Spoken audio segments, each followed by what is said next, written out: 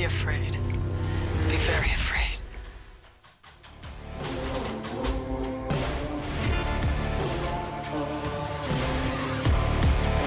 Four times the charm, gentlemen. This was the movie I saw on Sci-Fi, and last night I watched it on Zumo with commercials, and it felt like I was watching it on Sci-Fi again. Like I was like, oh God, 7 years old, and it's you know what? It's still as good as I remember. For a B movie, still as good. Not better than the third Any one. Third one's still movie. my favorite. Listen, Phantasm IV is made on $650,000. Which is wild. I went on a bit of a deep dive with it too and found out that it was originally supposed to be a big budget. There was supposed to be a crossover. Bruce Campbell was supposed to be involved. This whole thing, and then they just tanked it. The studio was like, "Nah, we're good." That's the Roger Avery one. That was still, it was like, that was like mid 90s that they started talking about that. It got killed. They made Phantasm 4. Coscarelli leaves open with Phantasm 4 the possibility to go back to that Roger Avery script and That was still do smart. it. And it was bounced around again in like 2006 maybe, somewhere in that range. It just they're just not going to get the budget. And I mean, you have an Oscar winner wanting to write Phantasm. Roger Avery co-wrote Pulp Fiction. And he And wrote a Phantasm script that they won't make. Which is fucking awesome. Yeah. Not that them not making it Did you isn't read awesome. Did you read the script, or are you talking about the script itself, or just the fact that he wrote it? The fact that he wrote it, Mhm. even the information given on what the plot is, and just to mention it, they do mention in the scene when they go to Los Angeles in the fourth film, they mention a little bit of the plot of Phantasm 1999 when they say this area is infected. Because they were going to go through with a whole infection storyline of like the tall man infecting people and it spreading like a disease. And it was going to be like, correct me if I'm wrong, it was going to be like Los Angeles was like a safe zone, right? New York was a safe zone, but the Midwest was just like up for grabs. And of course, That's a bit Reggie's. on the nose. Yeah. That's a bit on the nose. Blue, blue, red. They probably didn't like the implications of that. That scene you're talking about on Wilshire Boulevard, Yeah. they didn't know permits. Oh, that's cool. Yeah. That's Thanksgiving morning. Reggie's way of filming. Thanksgiving morning, they went out there and did it. And they're That's cool. filming it, and they almost got caught. The cops roll up on them, and Angus sees them coming and just starts like picking flowers. Like that's Smart. what he's out there doing. He's picking flowers. That's Angus. Good deal. The whole concept of global infection or nationwide infection and stuff like that, but it being through your mind, through incapacitating your ability to understand reality and stuff, is so meta. And I know I said meta. You guys can find me. You can email me at Kearns, Martin Kearns at readkearns.com and yell at me about that. That'll be fun. Or on social media if you want to. But it's true. It is meta, so fuck you. And it's true. It's got an Eldritch vibe to it. Everything about it fucks. I'm just going to say it. It's so good. And they didn't do it. And they still won't do it. And it's because studios are a bunch of little pansies now and they won't take a risk. Yeah. So when we watch the fifth one, I feel like there are some elements from what I've seen from trailers, but not the full thing. They just got bits and pieces. So like it was like Coscarelli saying thank you to Avery for writing the script because the realization of it getting done is not going to happen, sadly. Of course. Yeah. I mean, the other thing I found when I've started like looking into Phantasm V stuff, Ravager stuff. There was a reboot trilogy planned that got canceled too. Ooh. Which, you know, the reboot thing can be sometimes questionable in my mind, but what was planned was Coscarelli approved. Okay. Okay. Which is good. That's But always a good sign, yeah. do you know how they would have taken it? Did you get any information on how they would have changed? Would the plot been different? I haven't gotten that far in it yet. I think it would have been some extent retelling, with more modern effects and bigger budgets and stuff. Okay. Because I But feel like we'll get to that. if you were gonna do a remake, because I was actually thinking about this on the way home. My whole screenwriting mind was working. Like, how would I remake Phantasm? And it's a good film, so it's like you can really utilize the story, but then add certain elements to it from like the other films as like homages in my own way, but always leave it as ambiguous at the end, because that's what makes Phantasm so good. It's that ambiguous of ending of what the fuck is going on. Mike getting pulled through the mirror or through the hearse, or him driving down a desert road at the end of 3 into 4. I'm just super into is it real or is it not? That's the big thing. And then what is real and what is not real is kind of on the menu as well. And I'm so into that. I like the way they layer things in this franchise. It elevates everything about it. Let's do a little bit of what Phantasm 4 is real quick. We're still in the 90s, ladies and gentlemen. In fact, we're in possibly the best of the 90s, right before it all went to shit, or at least we're getting closer to when it all went to shit. So it's 1999, and Phantasm 4 comes out, and once again, it just starts where 3 leaves off. This one's got a lot of reg. This is a Yep. reg-heavy movie, and that's Yep. okay by us. And Yep, he's still it's the horny. Reggie movie. The Oh horniest. yeah, yeah. He, But like right from the start, it's more menacing. Like you get the tall man walking down that dark hallway with the escort of the spears. It's like that's as menacing as he's looked in the whole series, really. Yeah, agreed. agreed. And it's one of those things about this one is there's less comic. Anytime you got Reg on screen, there's some comedy to it because he's got a legacy of being a funny idiot. But there's less like purposeful comic relief in this film. I thought they were going for more of a badass foreboding vibe in 4. Yes, absolutely. So no one laughed at the part when he blew the shotgun through the creature through the ceiling. He was like, "Blow me." Come on, I was dying No, that was hysterically funny after as that. hell. That was funny as hell. hmm No, that was good. But there's less comic relief. Yes. So one of the funniest parts for me, I think, was unintentional. The opening narration, I couldn't get out of my mind the Spinal Tap Stonehenge scene. Is it starts almost the same because it starts with where he came from, nobody knows, and then it just like goes into this whole thing. I'm like, Stonehenge. You see where the inspiration comes from a little bit. I kind of like picking up on stuff like that. So, Reg, the road warrior. He's hitting the road, he's heading out, he's finding chicks, and he's not at all worried that they might be agents of darkness. He talking Still, about Jennifer. I still, am. Oh, Orbeez, as I call her. That's another scene where I laughed when he was like, "Oh darn!" When so he picks up another woman on the road, and she's sleeping next to him. And Reg is a creeper, so Reg likes to creep up on sleeping ladies, and boy does he. In his So defense, he heard some buzzing and he was like, "What the hell is this?" And he got a little scared. And I don't that this is again like reality and fake. Like you're on that thin line, so he's got to worry about that. Now, if he saw a set of like how tits, Bill then Cosby was it? You mean? listen, Was there really a buzzing? he didn't have a pudding pop, so we're all good He with said, that. "You wanted to have your Kodak film." But See, you would so what think we're talking about. 4 movies in, he'd be able to recognize that the woman he's picking up is not a woman. Well, at this point, how many times has Reg banged Angus, the tall man? Twice, right? yeah, Probably alchemy, every time he's had sex in 25 years. I that's his mean, curse. that's wild. That's in real life. John's talking about everybody. That's a wild statement you just made. Poor Reg. I mean, it's really probably about 25 years in movie time, too.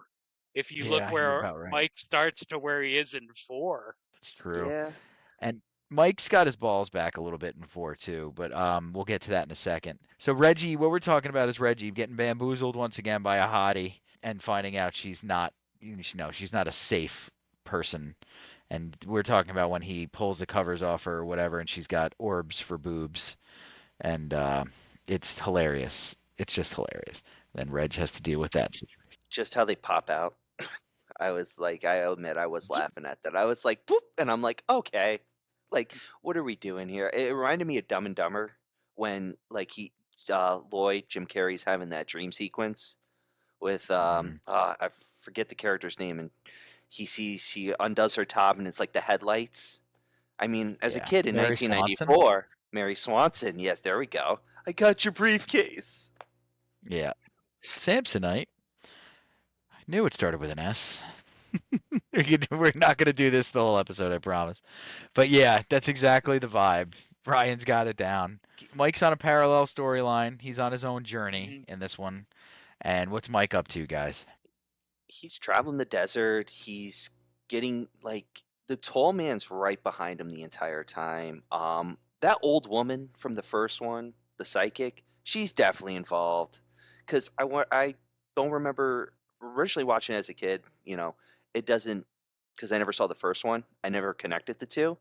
But then you see the fourth one, she's just there laughing, and she's there when the tall man, Jeremiah Morningside, Jebediah is Morningside. sitting there. Jebediah, wow, Jeremiah. I don't know where I get Jeremiah. Jebediah Morningside. She's with him too. So the question comes up is she really the phantasm affecting this whole thing? Ooh, that's a good idea. That's That's an like idea. because she laughs manically, disappears, does it again, and it's like she kind of starts it because she kind of warns Mike in the first film, like you have to overcome your fear and kind of warning him, and she knows everything that's going on. Like That's the just Oracle and the Architect and the Matrix. Maybe she's the other side of the coin to the ooh, tall man. okay. That could be something like that going on with reality. And this could be they could be Jungian too. He could be doing like the whole Freud, the ego, super ego, id. Everybody loves to fuck with that stuff. I did it in one of my books for a second. It just is a thing. So I think maybe we've got something like that, the dichotomy going on with them. But by the way, the footage, is there deleted footage or yeah, deleted footage from the first movie used in Yes, 4? Okay. All right. Absolutely. and that I'm proud of ending, myself. worked out. We'll probably cover it later, but how Coscarelli filmed that in 1979, the ending of 4 with Reggie and Mike. I don't mind talking about it now. Um, it was so pinpoint with the dialogue, like the voiceovers and stuff.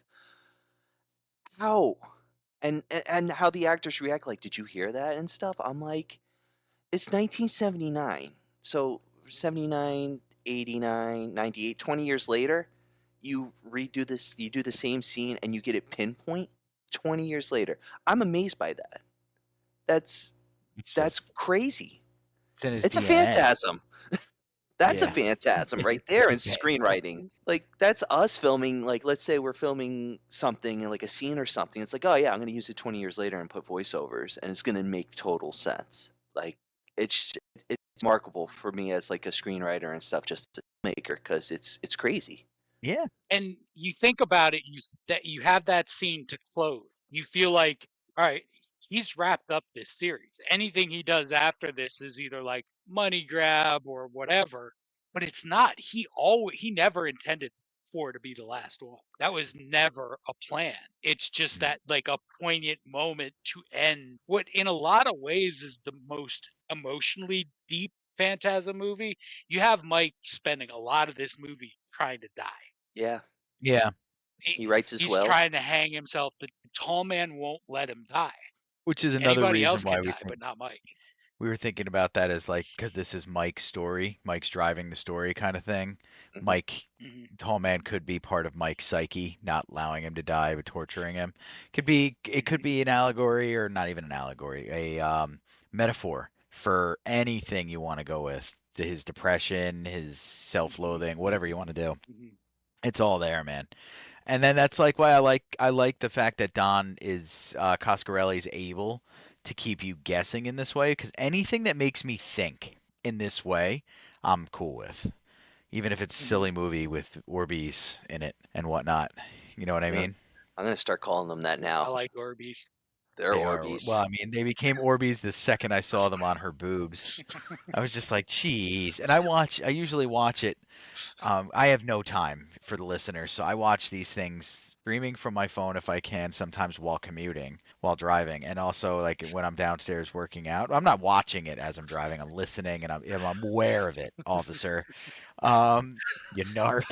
But I also do it in the basement when I'm working out or something like that, and the kids come downstairs, and I'm just like, yoink! Like I gotta keep the remote close when Reggie's on screen. Just gotta pause that right away. As long as they're not repeating "fuck you, Lucky Charms," that They line would. still holds onto me. Still, just saying. I'm sure it does. It does. I Um, repeated it the other day to someone. I was like, I saw Leprechaun. They were like, yeah, and I was like, yeah. And this line from it just stick with me. They were like, what was it? And I was like, "Fuck you, Lucky Charms." They're like, "That's a great line." I was like, "Yeah, it it is a good is." line, man. It is a good line. So what we could have gotten from this movie would have been grand scale with Bruce Campbell and a nationwide epidemic where this is like a sickness or an illness taking over all the people in the country. You have safe zones, you have resistance, you have a pretty cool concept, much grander concept. Yet it boiled down to what 4 actually is. And what is the big struggle with 4? What are we dealing with? Is he just running around? Reggie, do we just have Reggie and Mike running away from the tall man again or running towards him again? What's going on? Well, Mike is running towards the tall man, and Reggie is kind of running after Mike. He's like forced. Which, Like, yeah. Reggie's almost at this point, yeah, compelled to follow Mike everywhere. Okay. As And it's every great foil is. like, and the thing with this, with 4 is with the tall man too, is how they humanize him and make him more evil at the same time. yep. Ooh, And tell me just like, more. so like one of the things that stuck out to me is really right at the beginning, the first time Reggie and the tall man are in the same space, he calls him small man. It's Ah, decades of this cat and mouse back and forth, and the tall man couldn't even care to know Reggie's name. great. He's just small man That's to him. cool. That It is just great, shows the actually. evil. You're an insect to me. But like every moment that Angus is in there, it's like the tall man up another level. He's just like Yeah. everything, more spears. And he won't let Mike die. He won't let Jody be dead. It's Yeah. just like this mess of like I've taken over these 3 people's lives entirely. Do you think he gets Yeah. worse with each incarnation? Like after he dies, he comes back. It's just a worse tall man. Like he's just more evil. And this whole thing sort of plays back into is this all just Mike's head? Like It kind of feels that way. at the I'm kind of end on of the that first team. at the end of the first Phantasm, did Jody really die in a car crash? And Mike has never processed it, and this is what's happened. And Reggie is simply following him to try to save his friend and get him help, and he just can't do it. That could be there. There's also the whole Reggie's on his own journey thing because of his loss too. But that does happen in pursuit, but you could still say that Reggie lost his family because he was obsessed with helping Mike. There's a whole thing there. There's a whole Yeah. thing there. Loss is a big part of this franchise. 4 is definitely more dire than 3 was. I think I like the tone of 4 a lot. A lot of people, there's a lot of hate out there for 4, There, which I yeah, felt there was is, and interesting. I realized when I finished watching 4 again how much I've fallen in love with this franchise. Yeah. I saw the first one when I was young and didn't fully comprehend it and didn't love it. It was fine, but I didn't love it. I watched it later, older, and I was like, all right. And then I went down all the sequels and these are kind of diminishing returns, but not anymore. Not anymore. They all really work together. Would you consider Phantasm, like we were talking about Serpent in the Rainbow last episode? Would you consider Phantasm as that like a mature horror film, the first one, just because of the layers they go through with the fantasy and the reality and all that? Yeah, I think Phantasm, the original, definitely benefits with it as you get older. Okay, Yeah. And like agreed. and then the ones following, like you almost have to be older to get 4. If There, you're 16, 17 watching 4, a lot of the action stuff could resonate, but a lot of the other stuff isn't going to hit you yet. I avoided it as a kid, to be honest with you, because it felt like watching a Charles Bronson movie. It was too old for me. Okay. I not to say that Charles Bronson movies don't kick all the ass. They're awesome. But like Death Wish and stuff like that had a dark and tone and things. Yeah. That really wasn't for a 7-year-old, but if you picked up God, Pet no. Sematary, you could get into that. But you couldn't really like Phantasm was a tough ride for a little kid because there were so many adult themes. So I think you're onto something with that. Watching the fourth one, I'm for the first time when I was young, like I said, 7. The only things I remember is him, like I said, him in the desert, which is what I was talking about, and then seeing the explosion. I was like, okay, and God forbid, sci-fi never showed the orb scene on TV. I just saw orbs and a woman like on the ground, and that's it. And it's like, all right, I don't know what the hell happened, but okay, shit's going down. But watching it, I agree that I feel like Coscarelli was going deeper with that, and I do think with Jody something happened, and if you want to go like this, that Mike can't accept that fact, and then he even mentions it. He's like, I didn't really die in a car crash, and he's like, no, I really died in a car crash. It's like, did you die in a car crash, Jody? Did you not? Like, what's Yeah. going on here? I would like some concrete closure on the I don't want it to have an open-ended ending. I feel like we deserve more than that. I do love that it makes you think and stuff, but I also would like for this particular franchise to end with this is the truth. I don't even know that they know what the truth is. I'm I not know sure Don Coscarelli Coscarelli knows knows. anymore. I think he I'm not does. sure he does anymore. I think he's Just give sort him of some more ketamine, get him into the vibe, he'll tell you. It's a George R. Martin situation.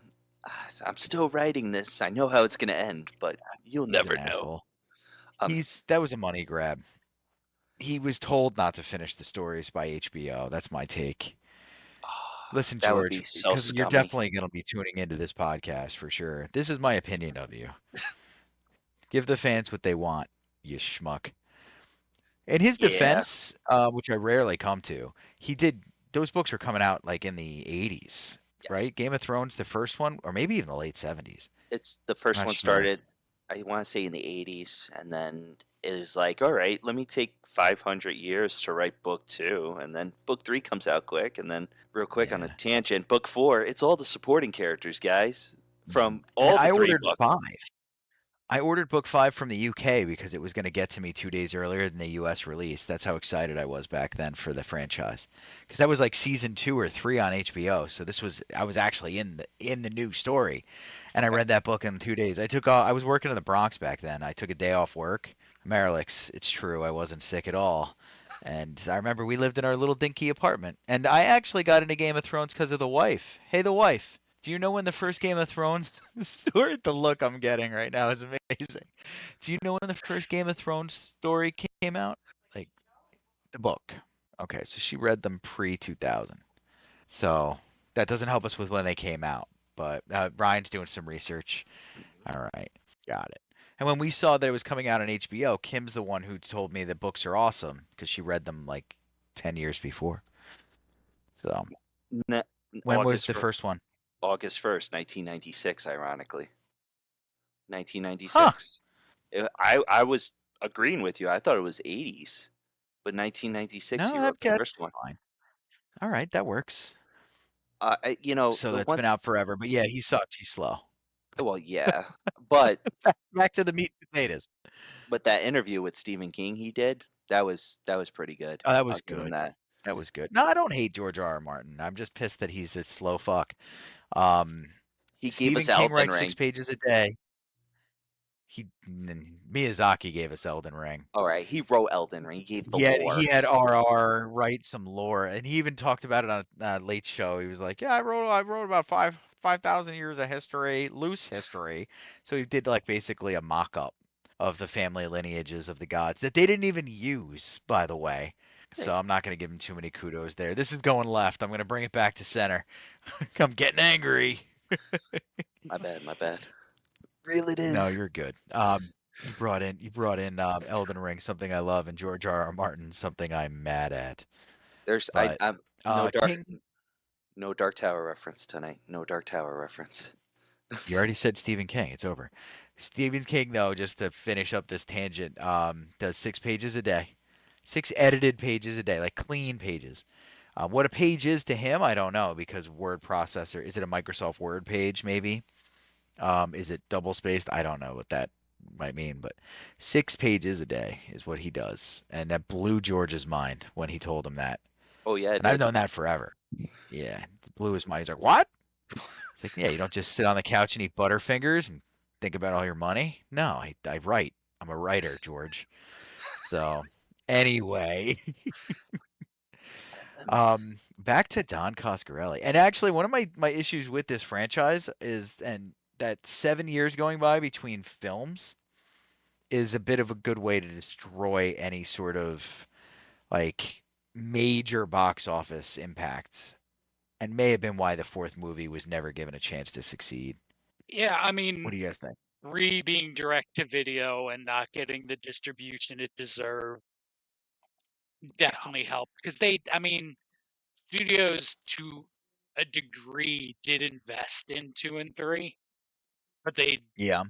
only, it was sort of like half-hearted investment. Like, here's some money, but we're not going to do the work to make sure people see it. Right. So then you get It's sad. 4 with like no money, like so little money.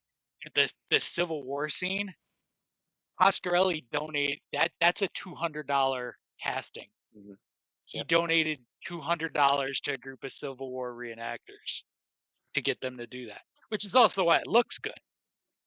And you didn't just Yeah, get a bunch of extras to run around. You He's got so people who are clever. I committed really to have a lot of making it look respect great. for him.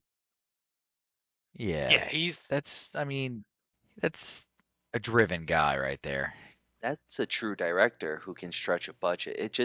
You think about this. Coscarelli, I mean, there's other directors who can stretch a budget, but Coscarelli is like on my like top. If I had to do a top three, Coscarelli's the top one. Yeah. Well, I'd say number two it reminds me a lot of Robert Rodriguez, especially with his first film El Mariachi, or how he like stretched. Oh God, how much was it? Like, wasn't it like $1,000, I think, or something? And he stretched, or 800. He stretched a whole budget in 1993 to film that. It's like what Coscarelli did, and he's done it with. Well, he did it with this recent one for because he had so much money. But that going back to the direct to video, it's like it kills a franchise once you do that because like you can have a good fan base, but you need to get it out to more people. And this film would have done, I think, well in theaters because you talked about the third one. It ran for 2 weeks in two cities and was the number one box office hit for those cities. There would have been no problem for the fourth one, especially if it Mhm. was advertised correctly and if it was put in like an October Halloween time slot or time area, unlike the second one, which we talked about that, but yeah. Yeah. I wonder though too, how many people drove out to those cities because that was the only place yeah. to see it too. Yeah, like Yeah. I think you get diminishing returns if you open it on 2,500 screens. Yeah, Right. I don't think you get like a huge blockbuster hit that way. But I think you do enough so that you keep funding sequels with a legitimate budget. Which would have been great for the franchise to kind of end on. Well, it doesn't truly end, so we'll let people know. Well, first off, let's see how do they land the fourth movie, gents? What do we go? What happens at the end? Tall man dies. Old man was Tall man hanging. lives. Tall He, man's Yeah, hanging. he was hanging, as and much as the Mike let tall him man go. ever dies. Right. They temporarily defeated the tall man. Was there a cliffhanger? Was it definitive? Mm, Nothing like the end of Phantasm 1. I agree with John with what he said. It was like it feels like, I mean, even though Coscarelli had ideas to continue the franchise in other avenues, it does feel in a way like it's an ending because you have Mike and Reggie driving into the night. hearing their future voices there and Mike going, "It's going to be okay." No, it's not, Mike. Mhm. It's not. You're going to get recast in the sequel, by the way, Mr. Baldwin. All right? It's not So, good. of the cast, he's the one that most did not want to do this one. Really? He came back because he got the producer credit.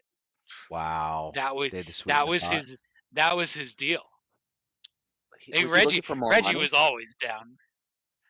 I think he was. It feels more from what I've read that he was just sort of done. Like he didn't necessarily want to keep doing Phantasms. See, Which actors, I get. You're making that movie for 20 years I get from the it, but time you're a little kid. that's your bread and butter. That's how you get started. There's so many actors who are like, "Oh, I don't want to do this role," like Daniel Craig and James Bond. Mm-hmm. I want to do it for the rest of my life, and then he does No Time to Die, and then he did an interview and he was like, I kind of like miss being Bond. I'm like, yeah, because you're making a lot of money and you're realizing that you've lost a property that's now going to a snot-nosed little kid probably on Amazon. Which I mean, it's fair, but Mike and James Bond are like very different levels. Fair. You know, like Fair. He Fair. wanted to move on. yeah, He wanted to move on and you're grow Mike into and something else. yeah, like you get to a point with all that. Mike is awesome, but and I think there is a testament to the kind of person Coscarelli is in the casts of these movies that Mhm. none of these guys are going to get rich off Phantasm movies, but they all keep coming back to do them. Right. And that's the Like that thing. core four just It's keeps almost coming like back. And Angus will keep John working is with the him tall wherever. man. Yeah, yeah. And like I mean, even the people that weren't in this wanted to come back. Like Kevin Connors, who was Tim in 3, he wanted to come back, I wish they did bring him but back. like you can't just have. The problem with bringing him back is the continuity. You can't Right. pick up where 3 leaves off and have Tim suddenly be 20. Unless you do a time jump. Now, hear me out. You do a time jump where, like, Well, I Reggie mean, and they certainly I- could have. They certainly could have because they, that's what the whole 4 is. The timelines in 4 get really like, all right, we're at Civil War. Oh, we're back here. Oh, we're here. We're here. Mhm. We're here. There's a lot of time jumping.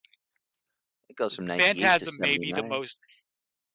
Phantasm may be the most unreliable timeline of any franchise. Well, you don't really know where you are through, and that happens a lot in the earlier movies too. Like it has the vibe of being a Dust Bowl Depression era setting.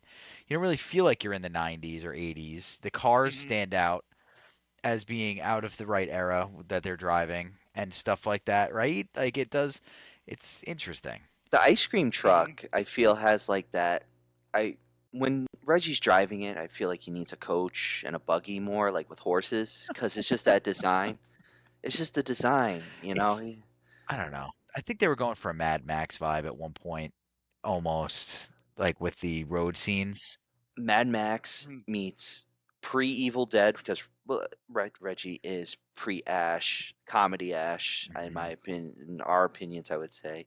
Um, there's a lot of films that borrow from Phantasm, and they still utilize it today. I feel like from all of Yeah. them, 1, 2, 3, 4. I don't know about 5. We'll watch in the next episode, but 1, 2, 3, and 4, you can see elements that have been used in other movies, whether it predates it or it's after. But Coscarelli does it with such a class, where it's like you have to respect him as a director and writer because he respects the art. That's the whole thing, and Mhm. I want to meet this man one day. I know John has, so knock on wood. I'm knocking on a wooden chair. We will That run is into cool. Coscarelli. That is I, very I, cool. he's one of the people I don't think I've ever seen listed at a local con. Hmm. I don't know if I don't. I wonder how many of those he actually does. I bet it's not a lot. He just shows up I mean, with a sphere in any hand. way he can put a weekend in and make 25, 30 grand would probably be nice for him. I mean, he's not going to draw like Gina Davis or Susan Sarandon did this past weekend at Monster Mania, but he's going to make, I mean, he's going to get some diehard horror fans to come in and get pictures and signatures out. So I bet you he could do pretty well. He should be doing the circuit to fund the next Phantasm He movie. absolutely, he'd absolutely kill it. Oh yeah. I feel like that's not his speed though. I mean, based on having met him, and I mean, it's small venue, small audience, but it seemed like what was important to him was more the spending time talking to people That's Yeah. cool. than the quick autograph and hey, nice to meet you. Like, I'm glad you love my work. That kind of stuff. It feels like he wants to make connections with people more. Man of substance. He would do well like doing Q&As at a big Comic-Con then, that sort of thing. Mhm. They could have him in the theater of at the DoubleTree for Monster Mania and put, 300, 400 people in there and do Q&A with him for 4 hours. And that'd probably make him happy. He wasn't affected by Absolutely. Hollywood, and he wasn't affected, and it goes back to his Might have been why he didn't succeed as much. I He mean, didn't bend the knee, as they say. but that's well, I was gonna mention Tarantino, but Tarantino definitely bent the knee to Weinstein. But like Rodriguez, like you don't really see it. Like he did Spy Kids. For the rest of his career, he's been doing Spy Kids. Or yes, Ryan, do you think Harvey molested Quentin? with his Or do you feet. think Quentin looked at Harvey's feet? Yeah. I think maybe that happened. I mean, We had a Cosby and a Harvey Weinstein joke in this episode, everybody. Woof, The fruit hangs low this week. woof. oh, Oof. whew, the smell of feet Oof. consuming. I was thinking of Tarantino because he came up today on my Instagram. He actually rebuilt his old video store in his basement, which I thought was cool. It That was is just, sick. but It must but be he nice was to have that much money. he Right. was yeah, he was just talking about film though, and he was just you guys would think was interesting. He was talking about the best films ever made where there's like no problems or anything, and I forgot. I think it was on Jimmy Kimmel or Jimmy Fallon, one of the Jimmy Kimmel, and he kept talking about Texas Chainsaw Massacre as that perfect film. It was That's one cool. of few, but that's the one that stuck out to me. I was like, yeah, I mean, go for the horror fan. Texas Chainsaw is pretty close to perfect for what it is. Like, it's not like Oscar bait. Like, it's just this movie. Like, enjoy And this That's what it movie. should Be scared. That's the way it should. Yeah. that's what he There's said. room Be to make. enthralled. Yeah, there's room to make those Oscar bait movies, but you need these movies too. These are fun. Yeah, there's like you can get your heredities and stuff like that, hereditaries rather, out there and stuff, and get your problematics and your twisties and all of your things, your M. Night Shyamalan ding dongs. But when it comes down to, it's not racist, it's funny, everybody. But it's just when it comes down to like Texas Chainsaw or something like that, you don't need all that bells and whistles stuff. There's an equation. It's tried and true with some of these movie ideas. Just do it. Yep. Be, and do it with intention, get good actors who want to be there, and you're going to make a good movie. And that's what And Don stop did. remaking everything. And Yep. that's what Don did. But then they drove it into the ground a little bit. Or maybe not, actually. Maybe it just took him too long to see it through. I would, Is yeah, I that what think happened? Lost the thread? minus not a lot of support. I feel from studios. It was really what Well, kind they of hurt him. lost faith. Yeah. Yeah, Mhm. studios suck. Their suits, they suck. It's just the way it goes. It's about money. This is America. So they're never going to choose art over money. And it did. It was like they're probably thinking it was only 4 or 5 years from the previous one though. Yes. And it's still probably too long for them. Think about the Mhm. Avengers movies. What were they? 18 months apart? Oh Yeah. They God. just hammer stuff down people's throats. And But that's also the benefit of the money too. mhm. Right. You get that The, big chunk of money. Now we can do what we need to do. the Incredible Hulk, I'm Yeah. telling you, did not make as much money because I went in the theater for that and I liked it because I was excited for sucked. Edward Norton. Yeah, the Ed Norton one didn't suck as much as the Eric Bana Hulk, but it did suck. That one, The Incredible that Hulk. one's horrible. Incredible Hulk was more decent. The Hulk was better in the Incredible Hulk, and Ed Norton's Ed Norton, so awesome. But everything else about the movie, including Liv Tyler's performance, was abhorrent. It was not great. That's Sure. my personal opinion, and it is subject to criticism. No, yeah. I'm fine with it. I sat in a theater and it wasn't as filled as Iron Man was on an afternoon. That's Ooh. yeah. I went to Iron Man when it came out in an afternoon. I was living in Fishkill, so I went to Lakeland High School. So I was traveling in between. So I I get said, doxxed so hard by some nerd. Some nerd's gonna be like, he's gonna send you like freaking horrible things in the mail now. He's gonna find you, Ryan. "Well, you can send it to 646 Oakside Road." I don't live there no more, though. Just saying. Don't try the landline. It's not there anymore either. It's 914-962-3830. You'll get it dead. My God. Somebody has that number though. You're gonna get sued now. Now you're gonna get doxxed and sued.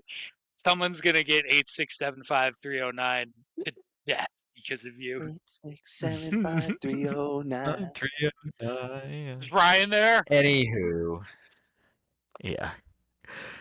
God.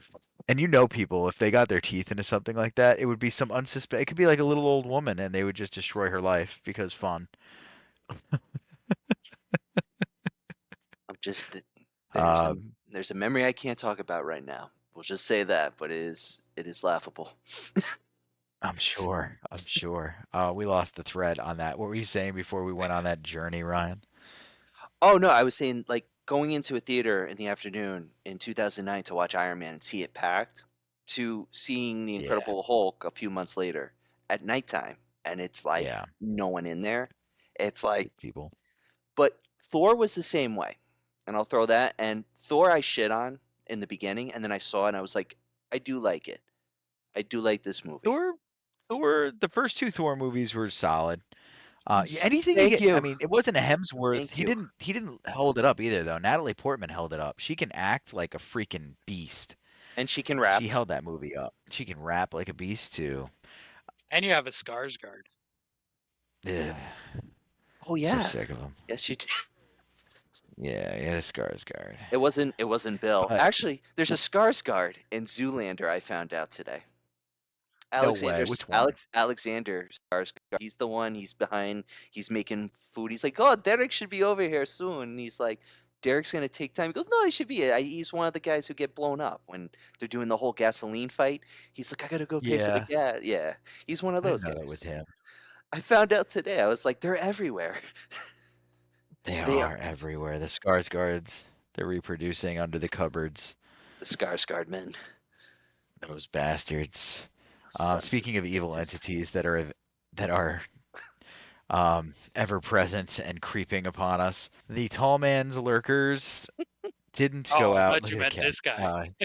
Look at him. He is adorable. You know, he looks like the Soot in Howl's Moving Castle right now. If you've ever seen it, he looks like the Soot monster, or little Soot demon things.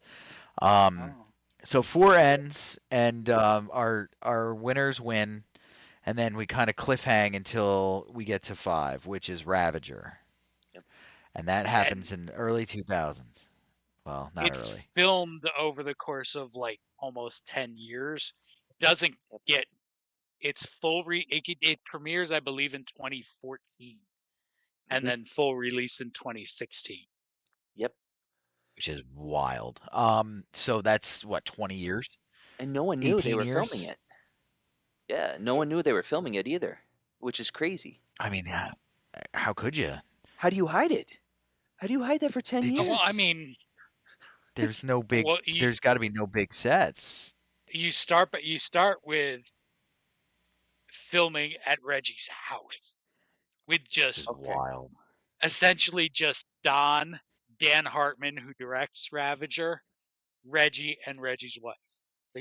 Basically, that's where it starts. Don't forget the Penthouse posters, the Hustler posters, and the Playboy posters in Reggie's room. They make him so pervy. They make him so pervy. That's like his biggest character trait is how pervy Reggie is.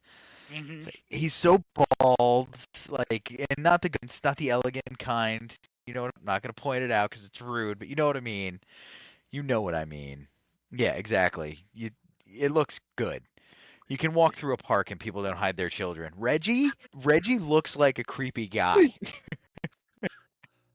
Especially once you put the ice cream man suit on him. Oh, that was brutal. And Oh. you know that's purposeful. When he dressed up in that suit at the end, I wasn't expecting it, but I was expecting a good humor ice cream at the end of it too. But I mean, if you think about it, Reggie spent his sexual prime trying to find his best friend. Everything about the statement you just made. Reggie's sexual prime. Ugh. The peak of Reggie's manhood was spent trying to find Mike. I'm still convinced he hooked up with Rocky. That scene was real. That wasn't a dream. Possible. And he accepted the tall man. So I mean, come on now. I mean, Reggie was open. It's cool. Yeah, he accepted the tall man, and the tall man accepted him twice. I love your spheres, Reggie. You know what I mean? Reggie. The fact that he doesn't even say his name is almost more disrespectful because they've coupled. Was it not Was it not good for you, tall man? Oh, that adds a whole other level to the disrespect of calling him small man. Oh shit. Oh, good point. Good point. Didn't think of that. Reggie was in the pool. But that pretty much wraps us up with Phantasm IV, guys. There's not really a whole lot more to discuss. We are going to do Phantasm V, Ravager, next week. And that's got a little bit more to talk about in 2 weeks. We're doing a special episode, apparently, before then. Yes, we are. Yeah, because we got April Fool's Day in. Can't wait. I haven't seen that movie since the early 2000s. Phantasm's franchise episodes got broken up twice. Once for Leprechaun and once for April Fool's Day. Wait till we get some puppet So yeah, master. we'll do that. We have to make a solid vow with April Fool's Day. No spoilers.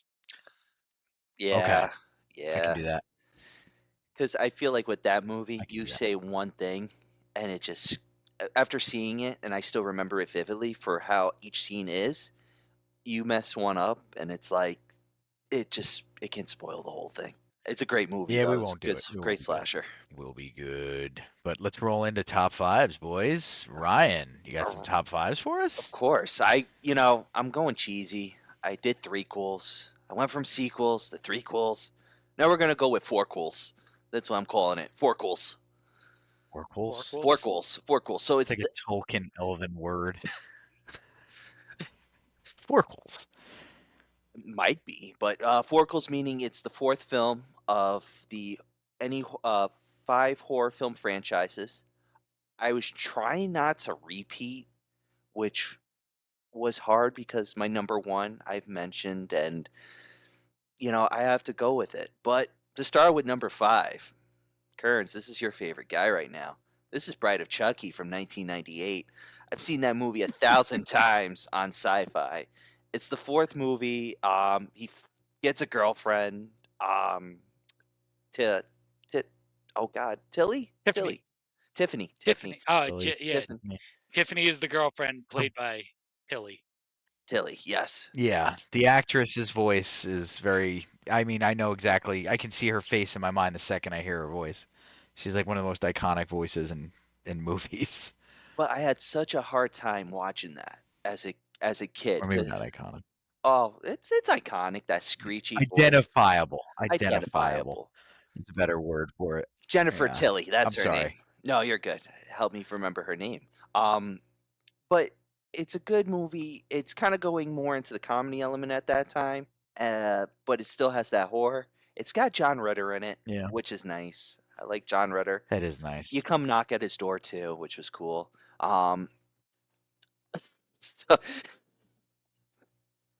right, what's the number 4? You're done. Your time is running out. Number 4? Cut off. with the So- Three's Company reference. What? You guys don't, Mr. Roper. I was a Don Knotts guy though. Number 4 is Psycho 4: The Beginning, from 1984. Um, Oh yes. remember, I do I like it. It's from my childhood. I watched it a lot of times on Sci-Fi. Him calling the news, the radio host, and he's like, "I'm Norman Bates," and he goes through his like whole history, and the radio host kind of finding out who he is. I do like that. And spoiler, it goes full closure because he burns the house down, and it's like it's a moment where he's released, and he can be normal, quote unquote, with his family, but they never did Psycho 5, so we'll never know. My number 3 is 2011 Scream 4. Went to the midnight opening for it because I was so excited to see it. I am a Scream fan, and it didn't disappoint. I liked how they connected the original film, the first one to the fourth one, how they put a little like sequences from past films, homages, talking about what happened. It was a nice like history filler as well as introducing new characters, and it brought back the team of Wes Craven and Kevin Williamson, who Kevin Williamson didn't write the third Scream. He left, and that's why we have Jay and Silent Bob making a cameo. But that's a whole other story. Number 2, Friday the 13th, Part 4. It's a great movie. Introduces Corey Feldman as Tommy, who I love the Part 6 Tommy, but the Part 4 Tommy, he's got the makeup. Like, he beats the shit out of Jason, and it's so awesome by looking like Jason from the first film. I just, and I think Crispin Glover's in it too, which is awesome. Yeah, he is. All With right, the yeah. creepy dance. The Yes. creepy dance. The, Yeah.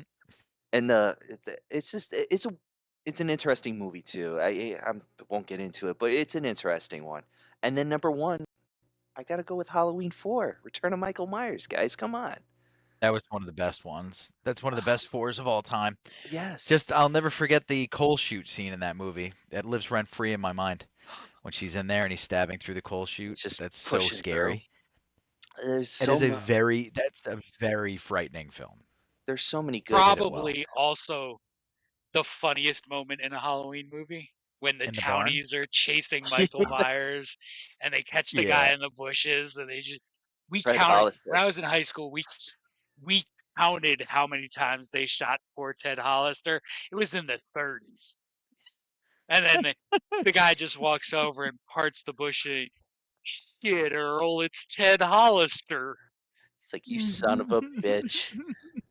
They like Ted. again, spoiler, they blow Michael apart too. Because Yeah. this was supposed to end the series, and he escapes.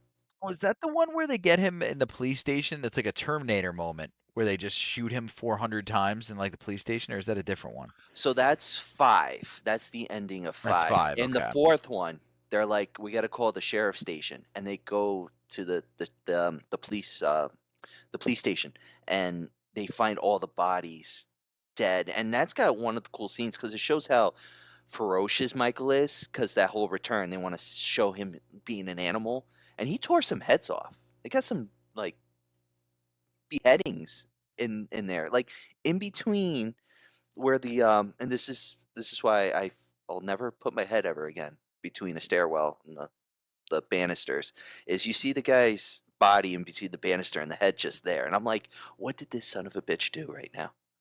But yeah, that was my top 5. That's fun. Oh So, yeah, welcome back, everybody, or but just me for that matter. I heard what John's Let's hope going that with, doesn't and happen again. I want to hear these movies. We were talking about it a little Nice. earlier today Very because I was like, nice. what's going to be your top 5 today? And he told me, and I went, damn, I just went with Four Ghouls. But So in tribute to the time traveling, time hopping, dimension All right, what's hopping yours, of John? Phantasm Before 4. my computer dies again. I went with 5 time hopping, dimension confusing, mind messes of movies. So my number 5, Silent Hill. okay, I see that. There is Okay. no reliable timeline in Silent Hill. It is everywhere. From the moment of the From the Okay. moment that car crashes and the daughter disappears, there is no reliable timeline or By dimension that's design. going on in that movie. And it's wonderful. My number 4, That's great too. I love that. starring Nick Cage, Yeah. Color Out of Space. Okay. I listen, I mean the story is fine. It's not like Cool. extraordinary. The use of color in that movie is probably as good as I've ever seen in a movie, as at least for me. Like there's purples and just these vibrant colors all over the place that really stand out. Number 3 is From Beyond, directed by Stuart Gordon. Yep. One of the multiple collaborations Okay. of Jeffrey Combs and Never heard of Barbara Crampton. Mm-hmm. Cool. And it's scientists trying to develop a machine that will allow them to access Okay. their sixth sense. When you access sixth senses, you bring back bad things. Yeah, that's pretty neat. Yep. And things fall apart quickly. That's true. If you're aware of I a say higher bring it. dimension, you catch the attention of the higher dimensional beings. So number 2 is where I cheated a little bit. Because number 2 is actually 2 movies, but they have to go together. Okay. It's not like Okay. sequel, but it's the same in 2 movies that have no concrete timelines where time is very unreliable. They go together. So it's Resolution and The Endless. So these are directed by Justin Benson and Aaron Moorhead. Resolution, a man Yeah. traps his junkie friend and tries to detox him over the course of the weekend, and it's Love just these guys. the time is all over the place. And then The Endless, you meet a lot of the same characters as 2 brothers try to make sense of the cult that they escaped as children. And you have to watch them. You have to watch them together. So they have to be on a list together. That makes sense. I watched The Endless Yeah. without watching Resolution, by the way, and The Endless it holds up in quite a few good ways. Mhm. I can't recommend that enough to Mhm. anybody. That if you're gonna watch like that was a Black Triangle is another one of those types of movies where the time is weird and you've got to figure out what's happening. Benson. That's super good too. But I really love Moorhead. What's the other guy's name? I remember Moorhead. They have a few. And they Benson, did Spring, yeah, they're which fantastic. I threw on a list they're a great before. duo. They Yep. need to make more They films have too, these because they have another 2, great one too. Something in the Dirt, which is I think their newest one. There I might love be that one one. after that. Yeah, I love that movie. Synchronic. Something in the Dirt sort of goes back to their really low budget. I might have to watch that roots, one. but I haven't seen Something in the Dirt. yeah, and you can watch The Endless without having seen Resolution, and it'll make complete sense. Yeah. But there's parts of it that, like, after you watch Resolution, you watch The Endless. It's like, oh, those guys. Mhm. Oh, that makes sense. Way more sense now. Yeah. I got to do it. I got to do it again. Now, if that's your 2, Number what are you 1, laughing at over there? Event Horizon. If that's your 2, what could your Yes. 1 be? What could beat that? Yes. I mean, Yeah, it's solid. like, but it's also Solid. another one I think benefits. It's one of my with favorites age. of all time. I think, Yes. like watching it when it first came out, was early 20s. It was great. I loved it, but it didn't fully work for me because you're watching horror to be scared and that's it. And it does that, but there's so much else going on that you don't really get until you can sit and watch it maturely. Yeah. That's fair. That's fair. There's a psychological edge to it that makes the movie much scarier. When you can Mhm. identify with Sam Neill's character's journey Yeah. and like sympathize with it, the that's when ending you of know him- that you're getting older and Like, you're well, I getting was gonna kind of say fucked him up. turning around with his eyes all blown out. You're like, yeah, I But- get your pain, man. It's your pain. You've succumbed to the system. But that I was thinking about it, rewatching it because I actually watched it a few months The thing ago. is, It's very like welcomed it. it's got some the Hellraiser thing. vibes going through that. Oh, Minus for the sure. chains. Like, oh yeah. I mean, for atmosphere, yeah. For atmosphere, absolutely. I think it's super deep though. Event Horizon goes And they're goes coming out with a hard. TV series soon. On On the that movie, whole, I think it's gonna. like, I mean, It's Where's Hell concept. I'm sorry. It's going to be by Amazon, I believe, and it's going to be a Oh, prequel, duh, you're and just it's ruining going my to whole night. explain what they went through in the other dimension, the Event Horizon. I mean, I'll end up watching it, but I don't No. think you need to do No, it. thank you. Like, I don't think It's like that not needs to revealing be the It's monster. revealed. this. Yeah, the you cash don't cow. you don't do that. Well, yeah. It's there are so many better cash cows yeah, they it's could dumb. hit. That's why Like, 2025 sucks. If I were That's why, Amazon right and there. I were producing a series, I would go to Max Brooks today and say, "Let me make World War Z right. Yes. Let me make it agree. an Amazon series, 8 episodes, tell the story the way it was told." I agree with that. That would be great, actually. Max Brooks is a pretty chill Well- dude too. He'd be down for that. He also likes money, I've heard. So, as one does. But yeah, no, I think he would enjoy that. When he said like, "Oh, that's a cool movie that they made Yeah. about World War Z," that should have been the tip off right there. And it was a cool movie for what it is. You know, the zombies climbing the wall in Israel, like, you know, that ant style swarm up them. Like, that's an awesome visual. Yeah. But that's all that movie Yeah. really winds up being, is awesome visuals. Yeah. Agreed. They missed a few times. Of course. Missed opportunities. But anyway, we're gonna end on a happier note. Happier than Sam Neill's eyes being popped out. Let's see, what's a bit of trivia nobody knows about Event Horizon, John? Go. Lawrence Fishburne is the actor in the movie. It's not Samuel L. Jackson. All right, everybody. That was Phantasm IV. Okay. See ya. So we had a good time with that. We'll see you guys next week. Be very